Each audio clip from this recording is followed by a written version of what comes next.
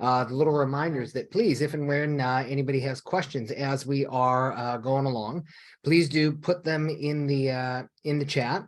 And if you want to do just a little private message of some kind, just send it to me privately, and then I'll still answer your question. I just won't identify who it was, who we were referring to. Alrighty. So what do we have for you guys here this evening and or this morning? What we've got for you are going to be taking into account a few anecdotal rules of thumb when it comes to clinical case decision making. Now, nothing I'm going to be saying in here is absolute, first and foremost. What this presentation really represents is a series of lessons that I had learned from their mentor, or from my mentors, who learned from their mentors, who learned from their mentors. And if you were to say, Jeff, where is all of the scientific double-blind randomized controlled trial evidence to support what you're saying? This ain't that lecture, is the short of it. This one is the combined anecdotes amounting to thousands and thousands and thousands of years of chiropractors taking care of people, and the value that we try to glean so that we can make better decisions ourselves. So on that note, and with that in mind, let's go ahead and consider some of these, useful rules of thumb. And we shall be referring to this particular illustration right here. You've probably seen any number of patient education posters, this one going back to the Palmer days, where it talks about how when people, experience problems and they finally get to the point of seeing a chiropractor, it's not because they just experienced a problem happening here. No. This has been a downward process occurring over weeks, months, years, decades.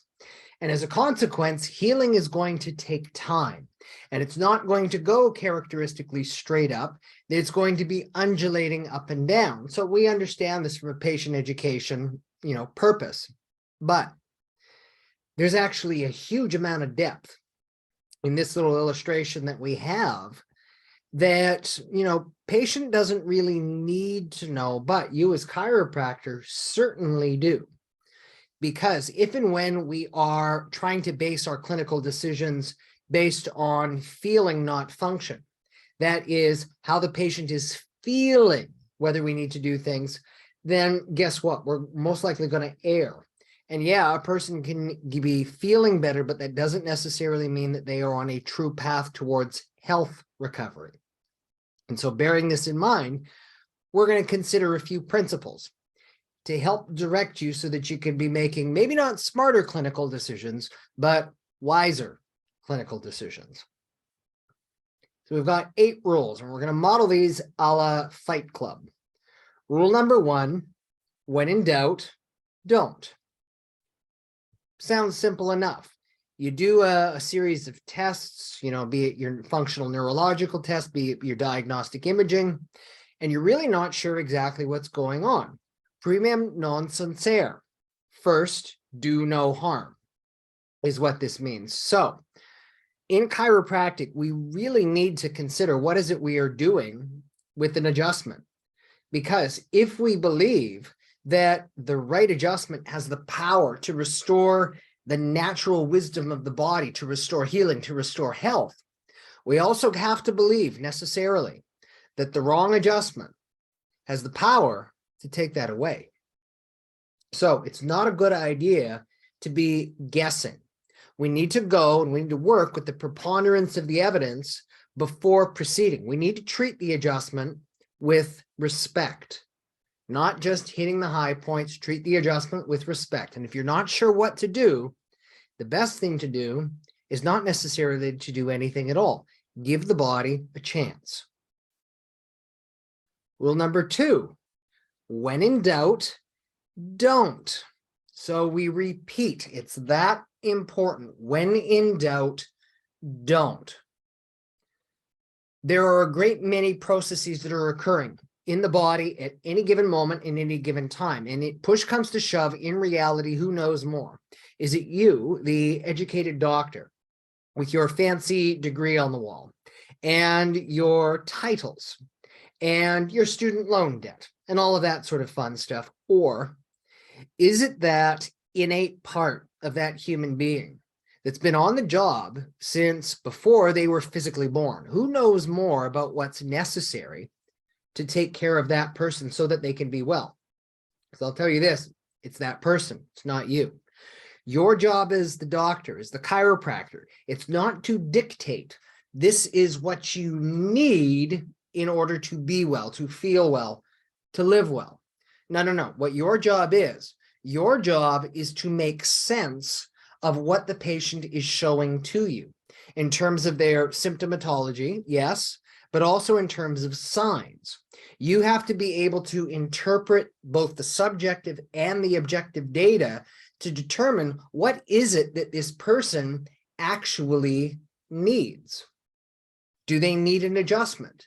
Do they need some other form of care? Do they perhaps need a medical intervention? What's actually going on? What does the person that you're working with who's coming to you need in terms of their health care? And I'll tell you this again, which is it that actually helps a person to be healthy? Is it A, your adjustment, or is it B, that innate healing force, again, that innate intelligence that knows what and how to heal, just needs the opportunity to do so? Again, I'd argue it's the second one. It's not when a person needs an adjustment, it's when a person doesn't need an adjustment. That is when those healing forces are able to work the way that they're supposed to, the way that the system is designed. And so what happens then is, if you are perhaps to intervene and give her a quote adjustment when the body doesn't actually need it, guess what that is? That's an external universal force that the body perceives as trauma. And is trauma going to help that person be better, or can it actually hinder that forward progress? So this principle of non-interference, we get it, we understand it in terms of its natural implications. The body works best when there is no interference to its function. But in the same breath, we also then need to appreciate as chiropractors that the best person from a chiropractic perspective needs no adjustment at all. I mean, think about it. Does a cardiologist always want to be doing heart surgery every time that a person comes into their office? No, that doesn't make sense.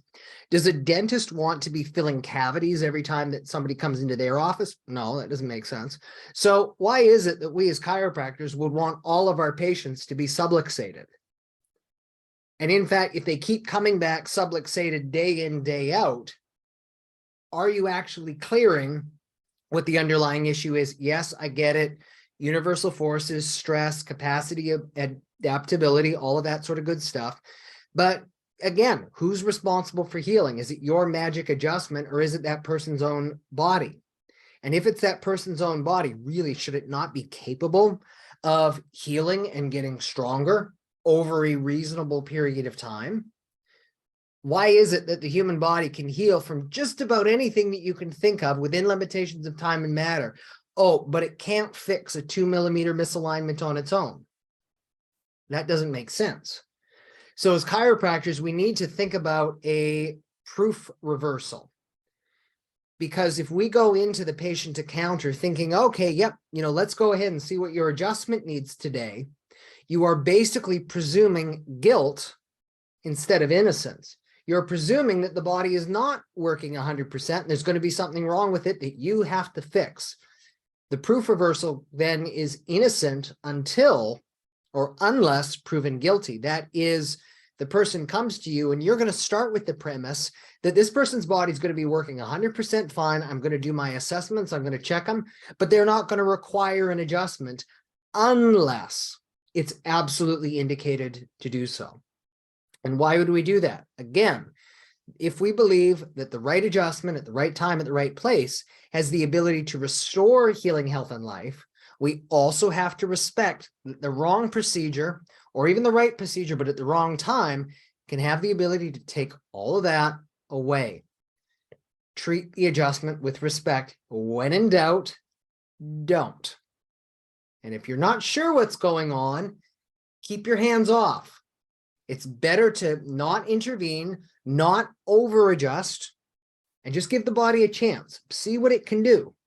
And it'll surprise you a good chunk of the time. Rule number 3, no pattern, no adjustment. Now, what do we mean by pattern? This goes all the way back to one of the lectures that we did earlier in this year, where we talked about principles of patterning. In brief, it's the concept, it's the idea that rather than just always hitting the high points or adjusting because we have a one-off indicator that it's necessary, that what we've done before we started adjusting this person in the first place is we established some kind of measure of their baseline physiology, be it via thermography, be it via leg length inequality, posture analysis, motion palpation, static palpation, muscle palpation, kinesiology tests, arm fossa tests, any number of different clinical indicators that you can think of. You've identified some kind of a pattern in the beginning, and you've said, this is what that fingerprint looks like when this person needs an adjustment. And you've established that baseline measure so that you can compare on subsequent days. Is it a matching fingerprint, or is it something different where the fingerprint does not match? Because if the fingerprint does match, at least at that moment in time, it suggests that that person's physiology is back in a state of distress before you had started care. But if you're seeing something different, what that instead suggests is that this person's body is in a state of adaptation. And adaptation is a sign of normal physiology.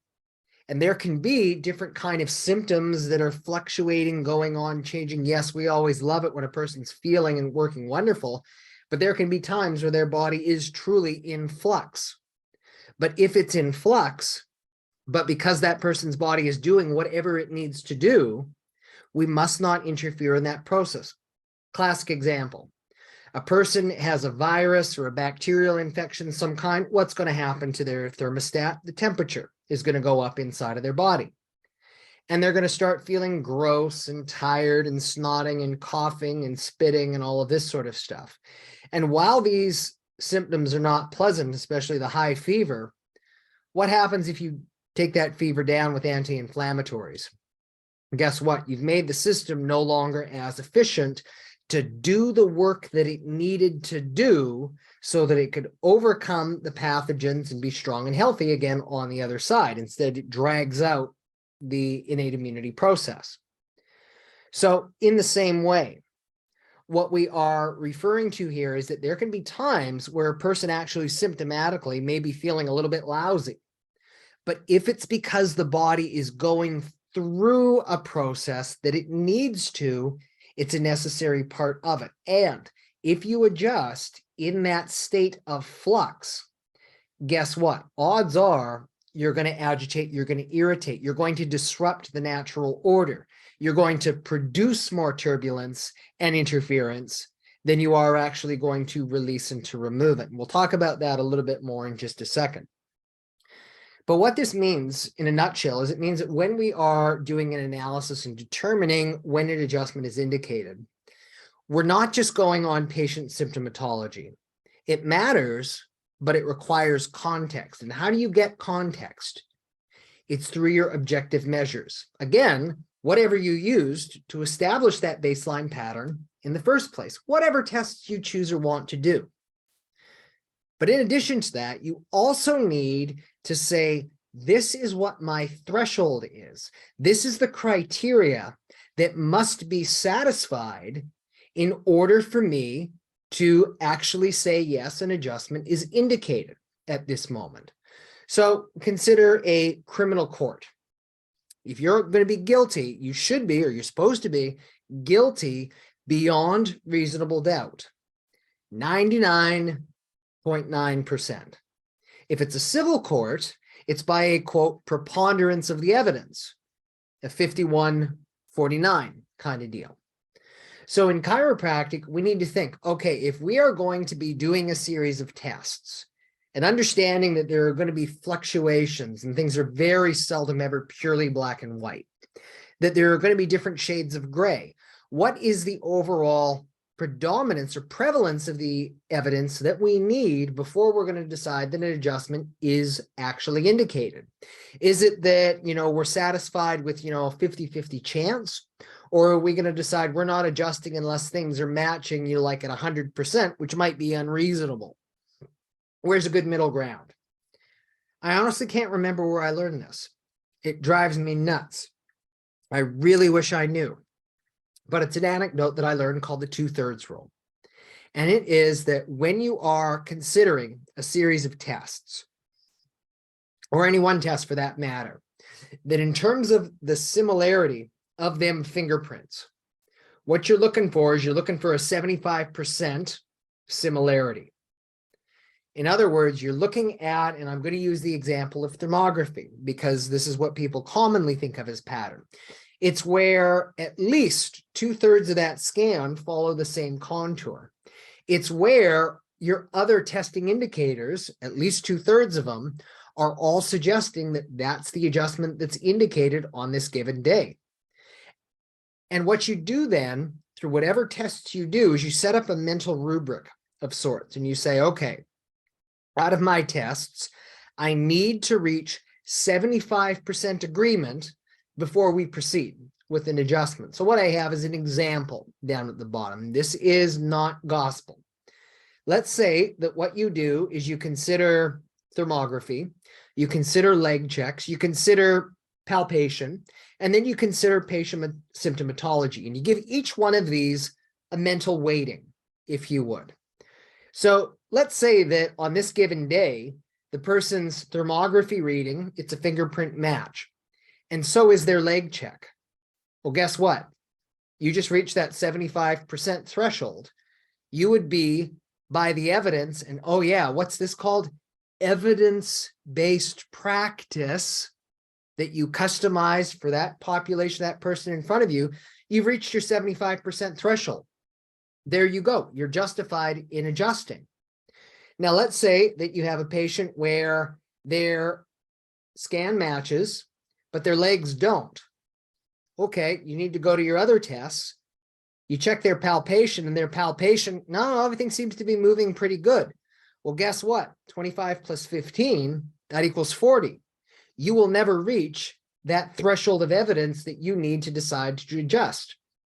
So as you can see, when we set a standard for ourselves, it helps guide us to make better decisions that are informed by the evidence in front of us. Now, some people, they will change the weighting on each of these tests. Other people, they don't use thermography. And so guess what? They're going to use other clinical indicators. And some might be satisfied with doing an adjustment with only 60% of the evidence. Others are going to say, no, I want 90% matches. I repeat, there is no 100% answer on this. They're simply put, there isn't, not in any system of chiropractic. But it's about having a standard in the first place. And it's about making that identification some form of objective assessment to determine if an adjustment is or is not indicated. And this is where symptomatology, I repeat, is actually useful. It's because symptomatology can be important as a tiebreaker. It can be when the objective evidence is, oh, you're getting a little bit of mixed findings, but the symptomatology may sometimes reveal to you what is actually indicated on that given day. Nevertheless, I refer you back to rule number 1.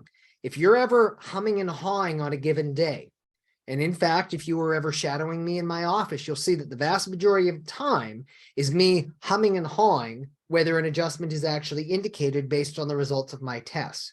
If you ever have any questions, what's rule number 1? When in doubt, don't. Always default back to rule number 1.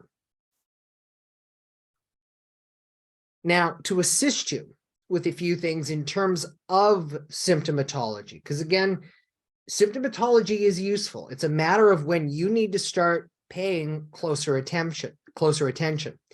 We do need to consider, when is it that symptomatology is telling us that, yeah, the body is just in a normal state of adaptability and flux, versus the symptomatology is actually suggesting something's not right.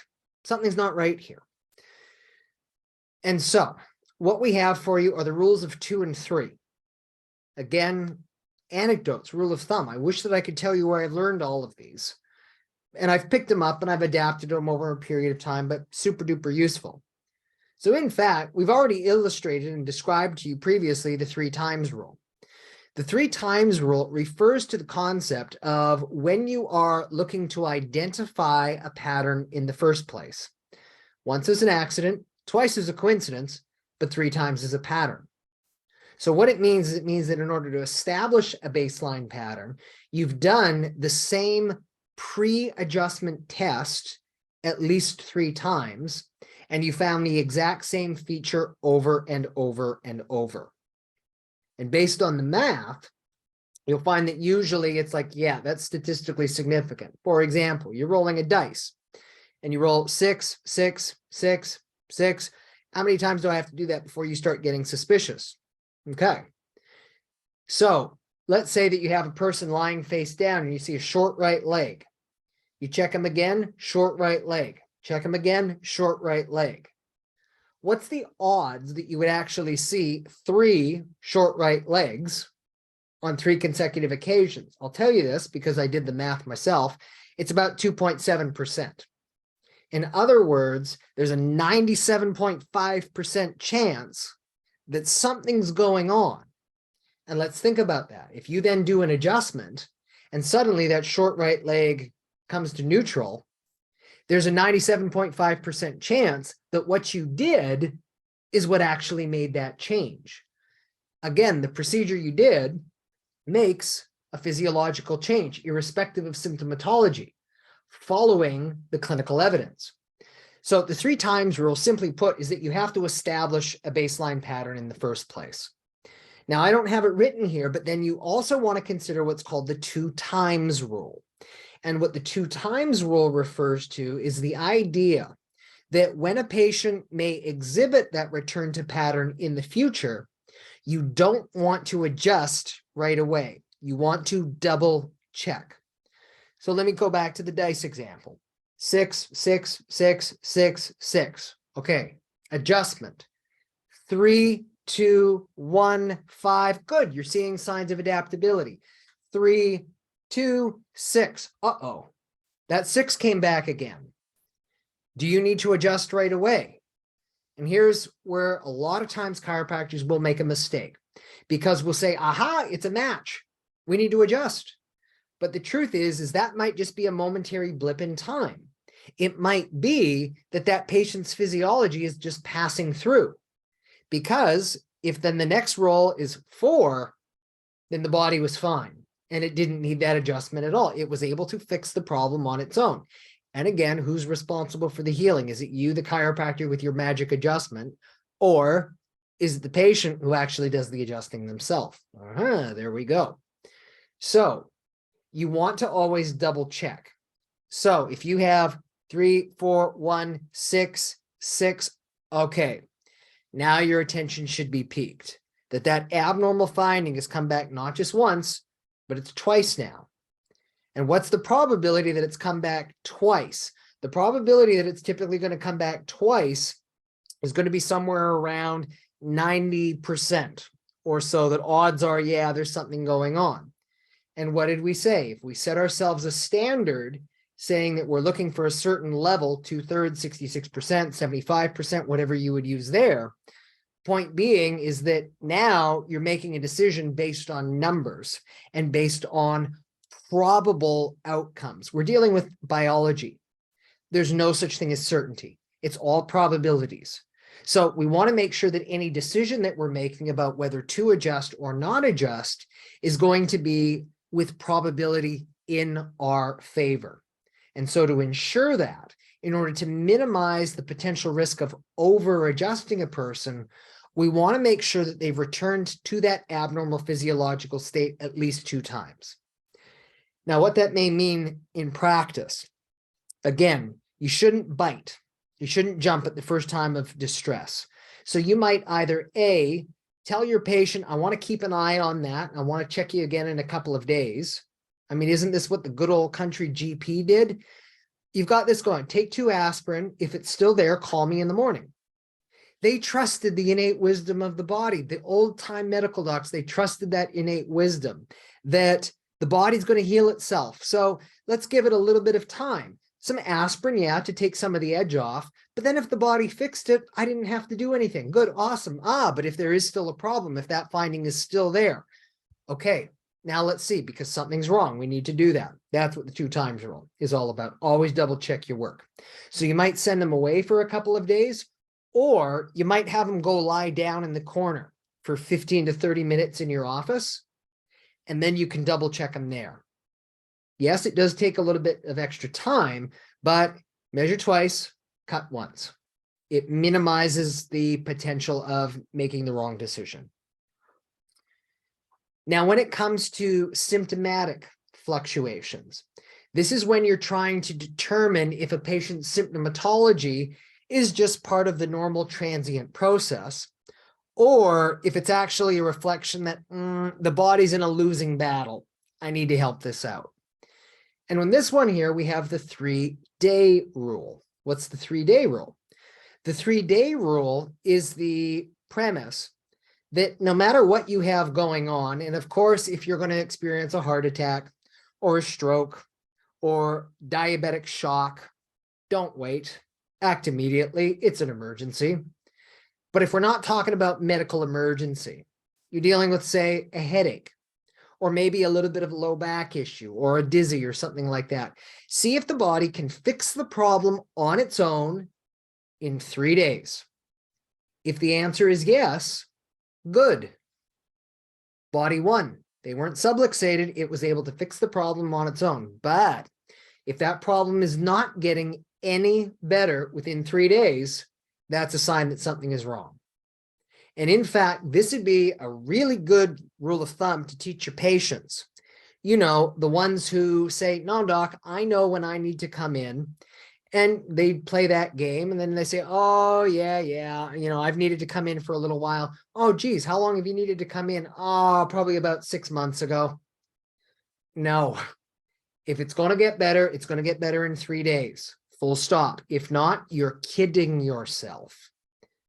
You're kidding yourself. So it's a really good thing to teach your patients.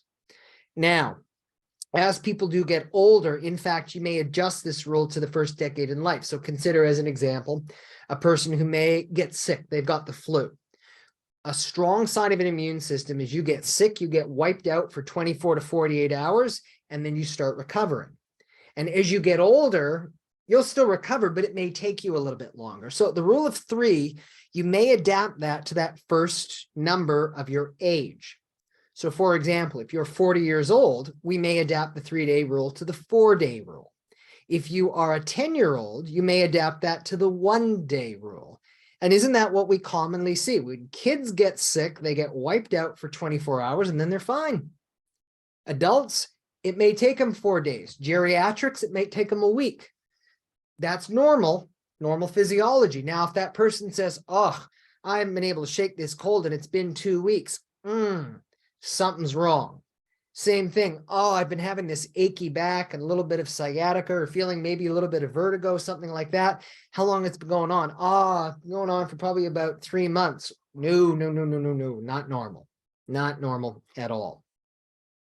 So we can consider time in terms of giving context to, again, when a patient's experiencing symptoms, are these symptoms part of normal adaptive physiology, or are they a sign that something's not right and the body's fighting a losing battle and is going to need our assistance to get rid of that source of interference?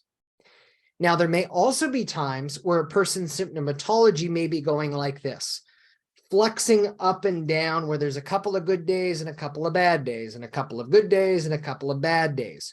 This is where we have the 3-week rule. And what the 3-week rule is that, yeah, even if it's going up and down, if it's going up and down like that for 3 weeks, same thing. The body's fighting a losing battle. It's in a tug of war. It's most likely going to need some of your assistance to remove whatever that source of interference is, so that it can actually break through that plateau and get to that next level. What it also helps us do is it helps us prevent us from over adjusting people as well. We're giving the body the opportunity to do the work and to have the fight on its own. because in reality, that's how the body gets stronger. What is it when we talk about holding? Holding is healing. What holds an adjustment within its normal center of gravity? The muscles, provided they've got the normal neurological control. Well, how is it that a muscle gets strong? It has to actually be able to do the work on its own. So if I was to say to everybody on this video series here, okay, I've got a special deal from you. I'm going to go to the gym and I'm going to go to the track and I'm going to do all of your physical training, but you'll get the exercise benefits. Not me, you will.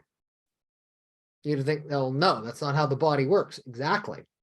So in order for a person to actually heal, to get stronger, the patient's body has to be able to do the work. And so there are going to be days and there are going to be times where a person may be feeling sore, achy, even little bits of sharp discomfort.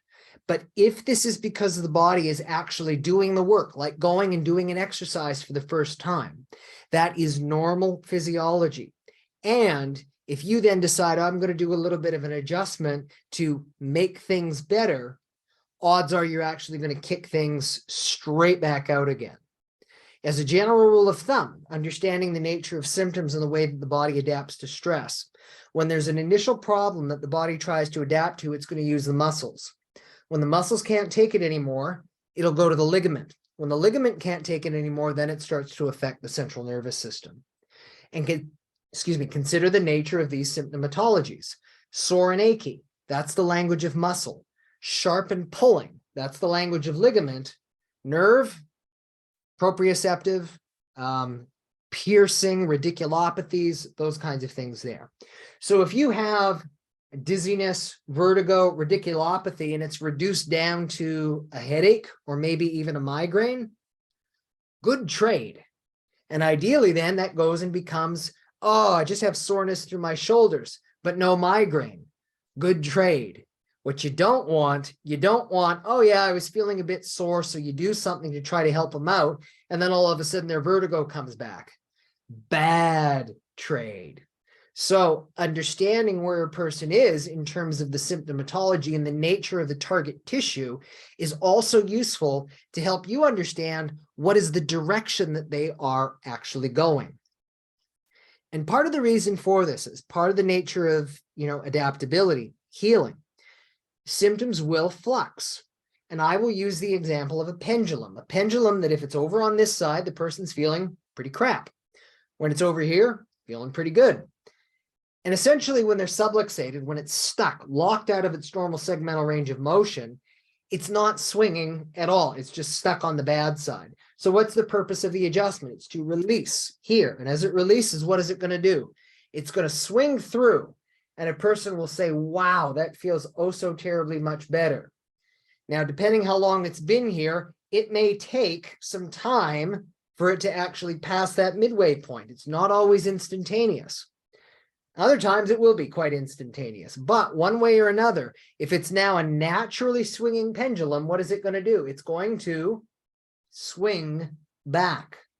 So very, very common. You'll adjust somebody and they're going to start doing better and they're going to be delighted with you. And then they are going to start, feeling a little bit lousy again. And they're going to say to you something along the lines of, Doc, can you do that thing that you did last time that made me feel so good? And it's a trap. It is possible that it's truly gotten stuck and resubluxated, but in the absence of circuit breaker stress or a new physical injury, it's very possible it's just passing through. And if it's just passing through, guess what? That problem is going to go away on its own. But unless you keep your hands off, you'll never know that. Because that's what's needed for the body to actually truly be able to bring it to rest back to normal equilibrium. But if you end up playing this game, Doc, feeling great. Whoa, I'm feeling bad again. Can you adjust me? Okay, sure. You've added more momentum and it's going to swing back. Oh, thank God, feeling so much better again. But guess what? It's going to swing back just as hard. Doc, can you do that again? Yeah, sure. And then before you know it, you start playing this game. And then that person, quote, feels fine as long as they're coming in every 2 weeks for their adjustment forever. that's not helping a person to become independent, healthy, strong. We want it to where, again, their body is going to be able to do that work. So, especially in the early stages and phases when you're working with a new client, it's wise to keep your hands off and only to consider symptomatology when, no, this is suddenly no longer within that normal realm, and not simply adjusting either A, where the pain is, where the proprioceptive problem is, where the pressure problem is. No, it's that you give the body the opportunity to see if it can fix that on its own. Because even if he or she loses the battle, the effort of the muscles trying to be able to keep control of that thing make him or her stronger for next time, so that when that next adjustment is needed, that'll allow things to hold longer and stabilize and heal to much better, much higher levels. Now, what it also means, and we need to also be aware that just because a person may be exhibiting symptoms, it is not always because they're subluxated. We understand the 3 T's: trauma, toxins, autosuggestion, or thoughts, in a nutshell. All of these can produce abnormal physiology, and all of these can cause relapses of a pre-existing physical injury that we call a subluxation. They don't create it in the first place, but they can certainly exacerbate it. And this is where it is actually useful, not simply to do the objective tests, but also to ask a patient, how have you been going since last we've seen you? What's been going on? And you shouldn't use that, again, as your primary determinant for when an adjustment is or isn't indicated. But what it provides you is it provides you the context for the abnormal reading that you're seeing. As an example, just today, or more appropriately, just yesterday, was the Melbourne Cup. And if you are not from Australia, it's a horse race. And people oftentimes go out to teas and alcohol and celebration and all this sort of stuff. Had a young woman come in today, did her objective tests first, because I always do my objective tests before I ask them how they're doing. And she was clearly in pattern that an adjustment was indicated. And so I asked, oh, what do you have going on? And she said, well, I was at a Melbourne Cup party and I had a bottle and a half of champagne yesterday and slept on somebody else's couch. So I'm getting an abnormal reading, yes. But guess what? It's not because she's subluxated. It's because her body is detoxing. So when we ask our patients, what's going on in your life, it gives us context to our objective findings that assists us to know when an adjustment truly is or isn't indicated. As we previously said, you may also want to engage in what's called the 2 times rule. So where you're either going to double check your findings, that is, have them do a pre-rest before you would choose to, adjust them. And this is exactly what I had this person do. I had them lie down for a few minutes just to see if their findings improved. And sure enough, they did. Or you can do what's called a torture test. It's the same thing, but it's the idea where you lie down flat on your back on a floor, no pillow, and without bending your knees. Because if you truly are subluxated, that action increases the overall dural tension, and it can oftentimes amplify or bring the findings up to the surface. If there's nothing going on, they might as well just be taking a little nap. That's all. So it helps you decide which category is it this person is in. Do they need an adjustment, or are they just experiencing some stress in their life? They need to work on that, but they don't actually require an adjustment. You also then want to consider, as we said, the 3 times rule in terms of knowing, okay, how many times may be necessary before you're thinking, yeah, I do actually need to adjust this person. It's also very important that you understand the difference between retracing and what's called repleting. So firstly, what is retracing? This is the one that most chiropractors in the modern era are going to encounter at some point or another. And this is referring to the chronic patient. Over the course of their 50 years, they had trauma A, trauma B, trauma C, trauma D, and then they finally come to you after trauma E and say, can you fix me in 2 weeks? I'm like, yeah, right. No. But what's going to happen as that person's body is healing it will go back through those previous layers, E, D, C, B, A. And as it does that, oftentimes you will have the reactivation of old symptomatology. And people will oftentimes think or say something to the effect that I'm getting worse, or, oh, I haven't had this in forever. Well, this is where it's important for you to be able to look at your objective tests, because if they're experiencing all of these negative symptoms and their objective tests are showing that everything is really, really messed up, odds are you're doing something wrong. You're doing the wrong adjustment. You're sending them in the wrong direction. If, on the other hand, their objective tests are saying, no, things are going clear, you're getting better, you're getting stronger, but they're experiencing abnormal symptoms, odds are that they are retracing. Their body is untwisting, unwinding, undoing the years or decades worth of adaptations and trauma that it's had to do because of previous incidents. And if that's the case, there's nothing more that you can do except give them time for the body to resolve that on its own. Think of it this way. You've got your computer in front of you right now. What I want you to do is I want you to turn on every single program all at once. And I want you to start uploading some videos and downloading some videos and everything that you can think of, and streaming, TV shows and all that sort of stuff. Your computer is going to freeze. It's going to crash if you exceed its capacity to process all that stuff.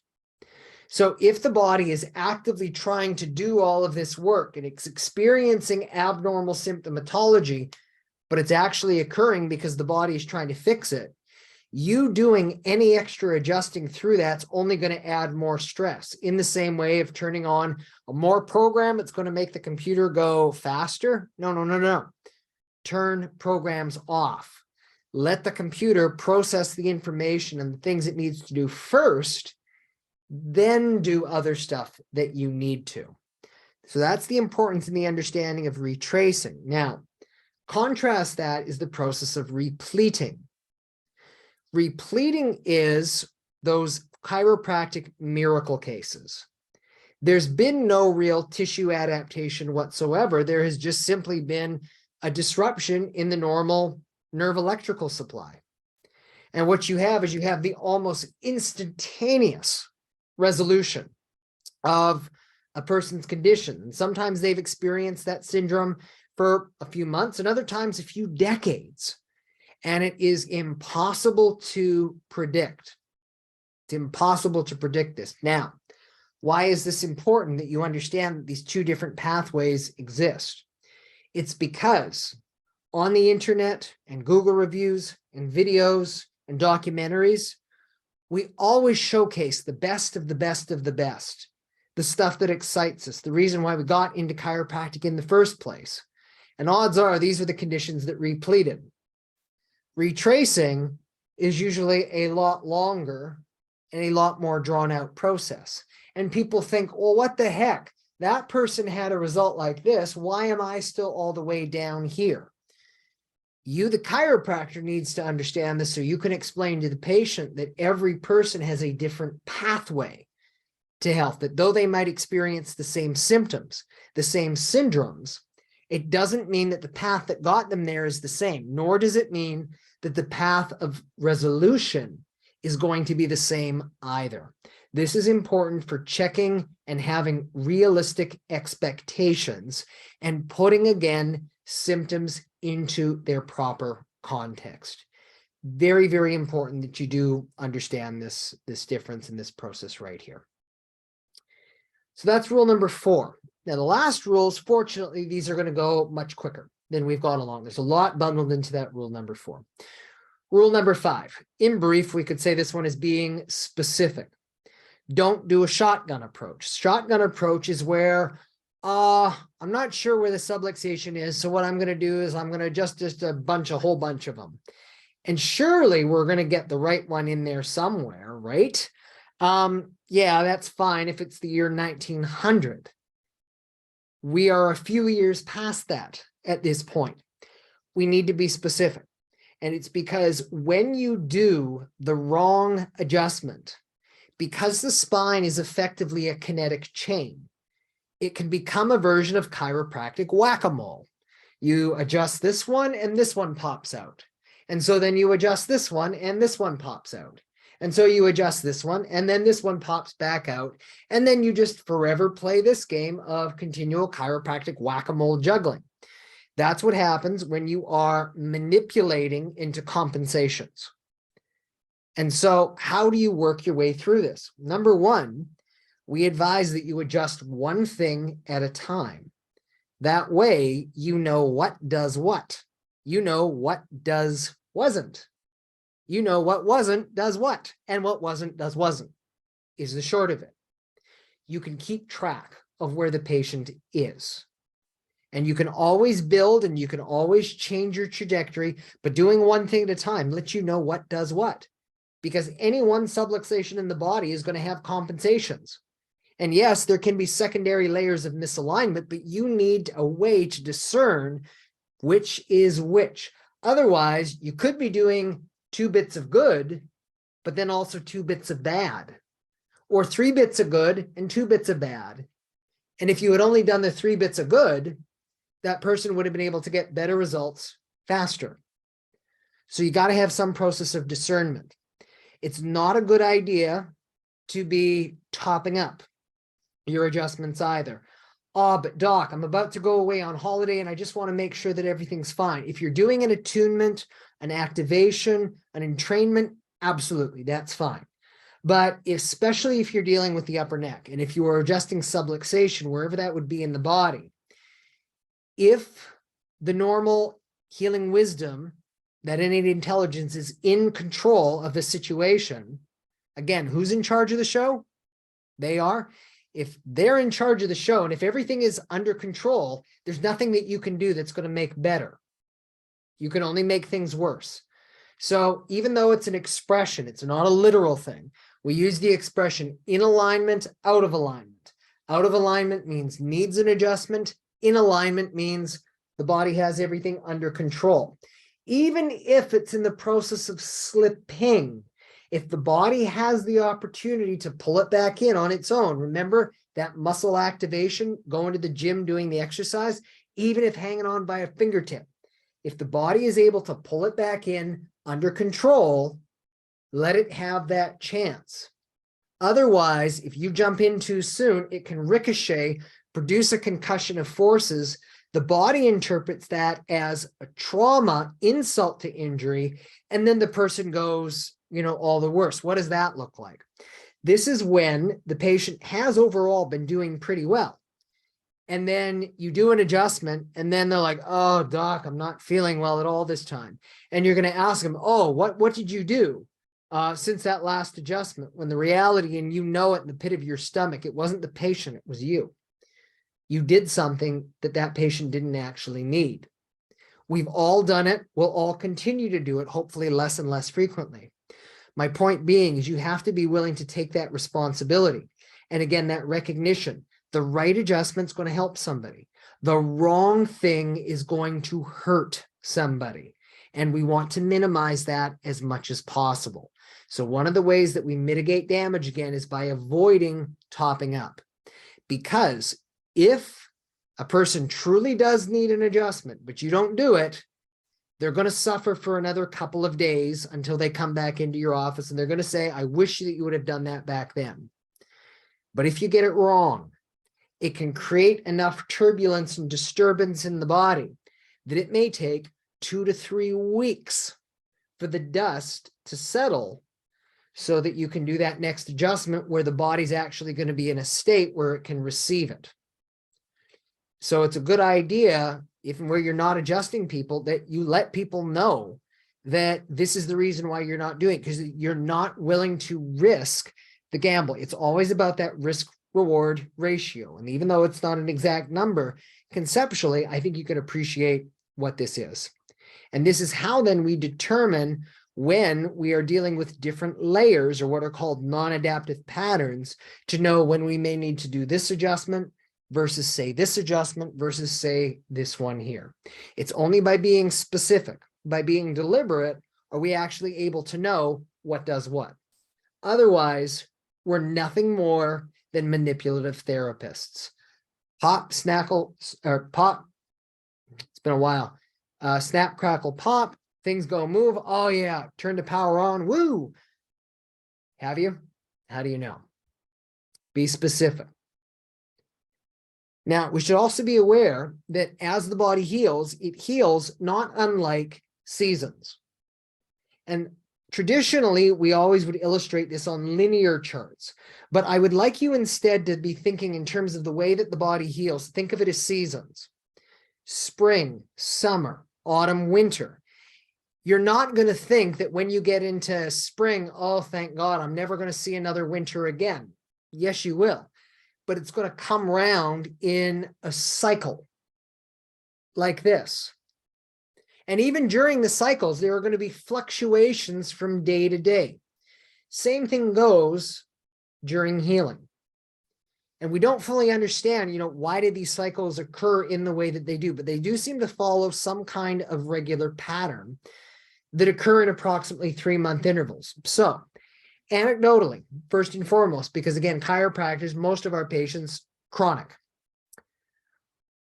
How long does it take for the body to heal? 1 month for every year that the problem has been there. I did not say for every year that the problem has felt like it's there, because we see it all the time. People, they've got 30 years of degenerative arthritis in their neck. And they say, oh yeah, it started getting sore about a year ago. This problem started 30 years ago. You have to treat it like it's a 30-year-old injury. So 1 month for every year that it's been there. Now, in terms of these cycles, what we observe is that during the first 6 weeks of a person's care, there's fluctuation, there's volatility like this. And then what it does is it seems to stabilize. And like, oh, I'm doing so much better. My adjustments are starting to hold. This is going good. About 6 weeks later, it goes fluctuation again. And the hallmark of this is they're going to say, Doc, I was doing so well. What happened? What changed? Nothing changed. Their body has simply gone into the next flux state. Think of it, at least this is the way that I do, is if you're doing a series of deconstructions, constructions, deconstructions, constructions, body repair, recoup the energy. Repair, recoup the energy, repair, recoup the energy. And these cycles continue on in this way, recurring approximately every 3 months for however long it takes during that healing process. Now, this is where it's useful to think beyond the 2 dimensions of a chart like this, because again, that just shows you something that looks like that. I want you to think instead of a spiral like this, where each of those cycles represents 1 revolution. But as you can see, as you're going up through those resolutions, even though you might be experiencing a relapse of certain symptomatology, you're now operating at a higher level than where you were down here. And so this kind of a visualization, an upward spiral, but one that includes periods of volatility and periods of calm, not unlike seasons of the year. Super useful for understanding where patients are in the overall scheme of things. This is also very important because if you can correctly identify that a person is actually going through just one of these periods of volatility, you're going to be less likely to adjust, because odds are some of their objective and subjective findings are going to return when they're in these volatile phases. And it's not like clockwork, in the same way that we could say that a menstrual cycle is exactly 28 days or gestation is exactly 9 months. It's of course not true. There's a zone and a range, but it's being aware of the normal seasonal fluctuations, what do occur in people. Look for it, you'll see it. Rule number 7. This is the principle of momentum and time. Again, you've undoubtedly seen charts like this that refer to the stages of care and the way that people heal. And what these are oftentimes done to do is to sell care.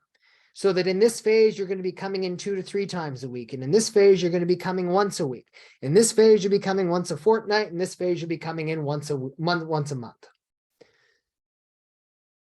Well, maybe, but again, we've made a distinction between when you may come in for a checkup versus when you may need an adjustment. And this is the question of momentum. See, if a person has been on a downward spiral for 20 years and you slam on the brakes, well, guess what? They're probably still going to skid in the wrong direction before they actually start going again in the right direction back up. And symptomatically, you may do the exactly right adjustment, but they still may not experience any positive benefit for about 6 weeks, sometimes slightly longer. And then you're going to say, oh, well, this chiropractic thing obviously isn't working. That's what happens if you try applying acute rules to a chronic game. Doesn't work. Chiropractic, by and large, we are dealing with chronic cases. And that being the case, we need to think in time. Again, 1 month for every year that the problem has been there. But in the same breath, because we cannot tell whether a person is going to retrace towards health or whether they're going to replete towards health, that is the shortcut or the long route, it is inappropriate for us to dictate exact terms and recommendations of care. Now, we can say what a checkup schedule is, but we cannot say what the normal adjusting schedule is going to be.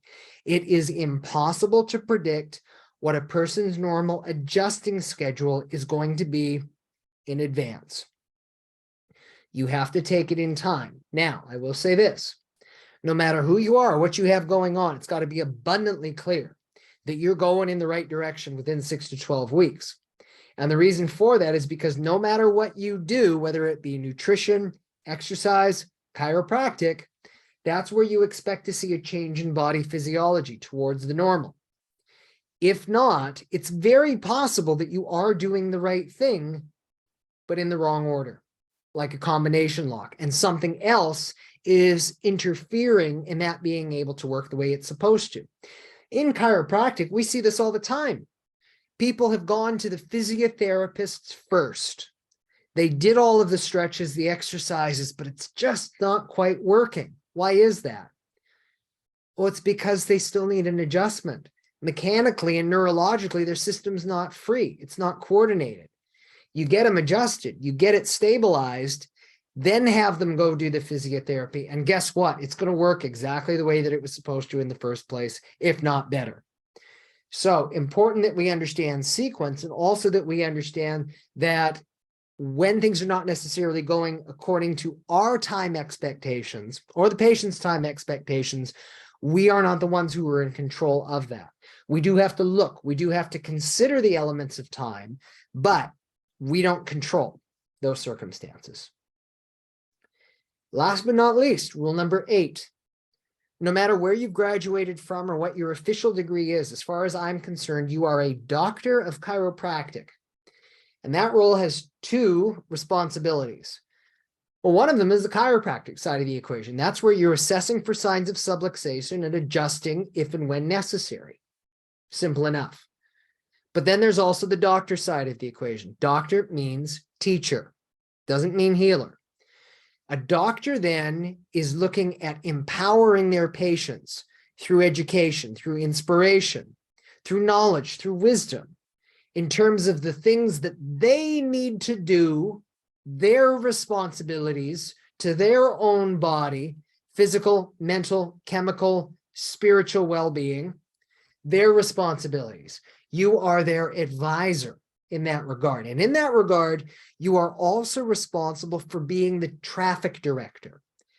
If the person is not subluxated and yet they're still experiencing whatever's going on, you might be the only person who can direct them to the right specialist, to the right allied health practitioner, to whoever it is that they might be, who's not necessarily thinking only in terms of pathology. If your mind is open, if your mind is active, more importantly, to all of the possibilities that are out there in terms of this patient who's in front of me right now, what do they need to accomplish their goals, to be well, to stay well, to live life the way that they want to? What do they need? Do they need the chiropractor right now? Or do they need the dentist? Or do they need the nutritionist? Or do they need the GP? Or do they need the social worker? Or do they need the podiatrist? Or do they need the church? Or do they need family? Do they need less family? Do they need any of the other sources of stress? It's not your job to control all of those factors, but you can be the guide to direct them towards that own sense of self-realization, self-responsibility. So your responsibility then is knowing the difference, is knowing this is where I need to be the chiropractor, and this is where I need to be the doctor, the advisor, the educator, the teacher, to be able to help that person accomplish the goals that they are actually looking for. And that requires that you know the difference between when they need the adjustment versus when they don't.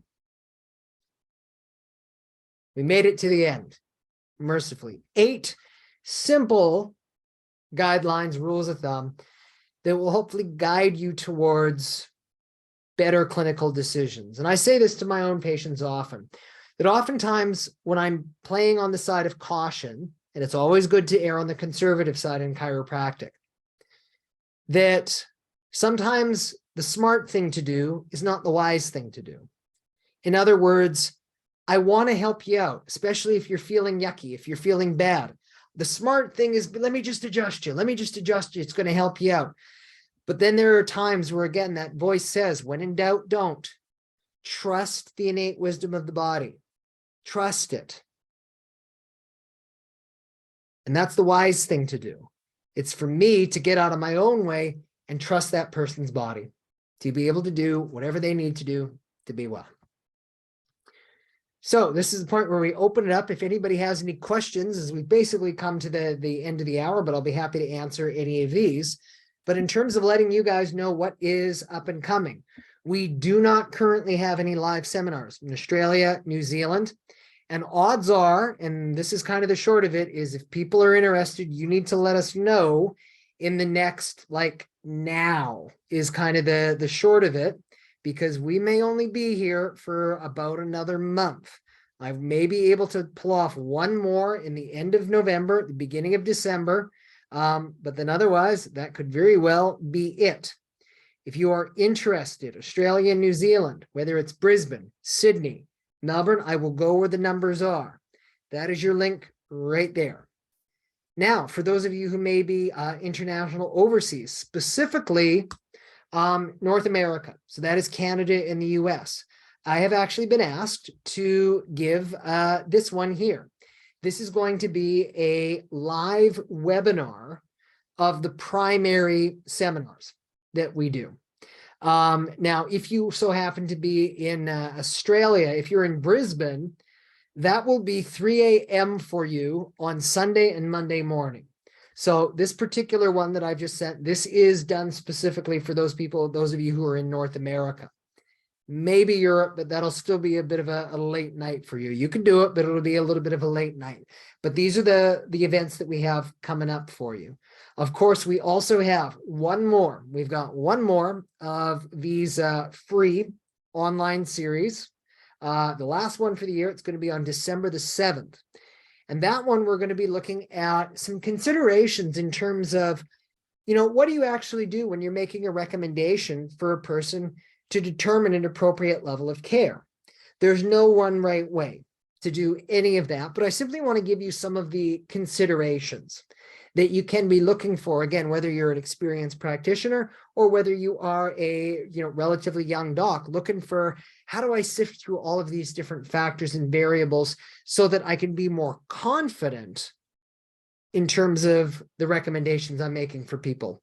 That's what we're going to be looking at for you next month. So that link is also right then and there for you. So this takes us pretty much to the end right here. I haven't seen any questions pop up in the chat box. I'll give everybody just another minute or so. But if not, then we will call it an evening. And hope that you guys all found that one was enjoyable, valuable, informative, all of the good stuff. Just again, distilling some of the guidelines and the rules of thumb that I've been fortunate to be able to learn myself over the course of the years. And though I will admit that I also deviate from my own guidelines at times, the better I stick to those formulas, the better that my patients do. So they're not just pie in the sky, nebulous, fancy ideas. No joke. Whenever I find myself starting to deviate a little bit too far, these seminars here, they keep me grounded, they keep me honest, and people do better when I'm reminded of these same rules of thumb. So as always, you want to learn something, teach it to somebody else. Okay. We'll let everybody then be for the evening. I sincerely hope to either see you for our final webinar of the year, and or that we may either put together something live for you, either Australia, New Zealand, or at least the virtual option that we will be doing in, oh dear, basically just 2.5 weeks. Everybody, thank you guys. As always, appreciated very much. Take care. We'll see you next time. Bye now.